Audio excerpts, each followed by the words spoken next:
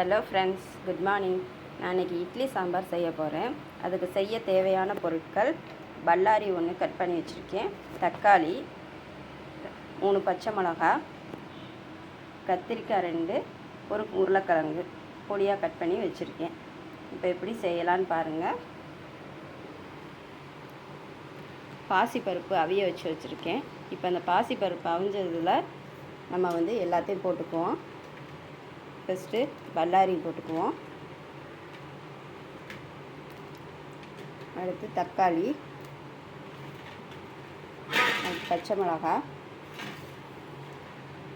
இந்த கத்திரிக்காயும் உருளைக்கிழங்கு கட் பண்ணி வச்சுருக்கோம், அதையும் போட்டுக்குவோம்.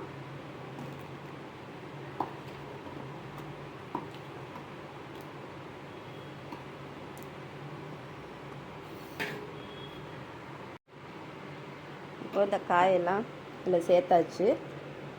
இப்போ இதோட லைட்டாக மிளகாத்தூள் ரொம்ப கிடையாது, ஒரு 1/4 டீஸ்பூன் போட்டுக்குவோம். மஞ்சள் தூள் ஒரு 1/2 டீஸ்பூன் போட்டுக்குவோம்.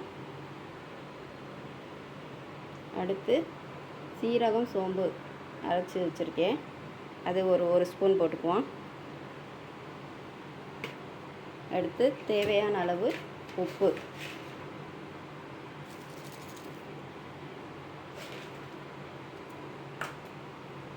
அடுத்து பெருங்காயத்தூள் லைட்டாக போட்டுக்குவோம். இப்போ இதுக்கு தேவையான அளவு தண்ணி ஊற்றிக்கலாம்.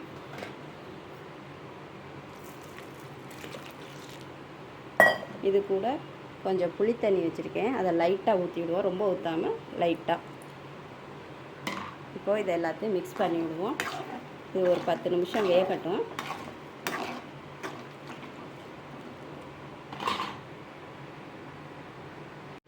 இப்போ இது கூட ஒரு பல் பூண்டு நச்சு வச்சுருக்கேன், இதை போட்டுக்குவோம். இது கொஞ்சம் வாசனையாக இருக்கும், அதுக்காக போடுறேன். பூண்டு பிடிக்காதவங்க போட வேண்டாம்.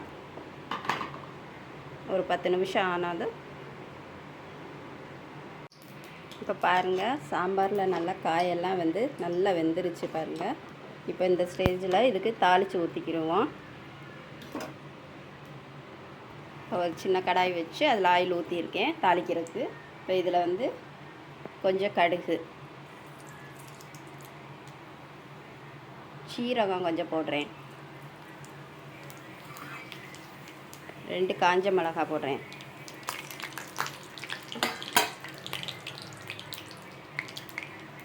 அது பொரிஞ்சதும் இதில் கொஞ்சம் பெருங்காயத்தூள் ஆட் பண்ணிக்கிறேன். பெருங்காயத்தூள் போட்டால் தான் இட்லி சாம்பார் கொஞ்சம் நல்லா வாசனையாக இருக்கும். இப்போ அது கூட கருவேப்பிலை போட்டுக்கிறேன்.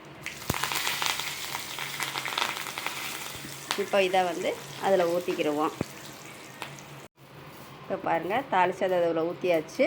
இட்லி சாம்பார் ரெடி ஆயிடுச்சு, நல்லா வாசனையாக இருக்குங்க. இப்போ ஸ்டவ் ஆஃப் பண்ணிக்குவோம். இப்போ பாருங்கள், இட்லி சாம்பார் ரெடி ஆயிடுச்சு. இதில் கொஞ்சம் கொத்தமல்லி தலையும் போட்டிருக்கேன். கம்பல்சரி கொத்தமல்லி தலை போட்டால் தான் நல்லா வாசனையாக இருக்கும் இட்லி சாம்பாருக்கு. இப்போ சூப்பரான கமகமன்னு டேஸ்டான இட்லி சாம்பார் ரெடி ஆயிடுச்சு பாருங்கள். இந்த மாதிரி நீங்களும் செஞ்சு பாருங்கள். பிடிச்சிருந்தா லைக் பண்ணுங்கள், சப்ஸ்கிரைப் பண்ணுங்கள்.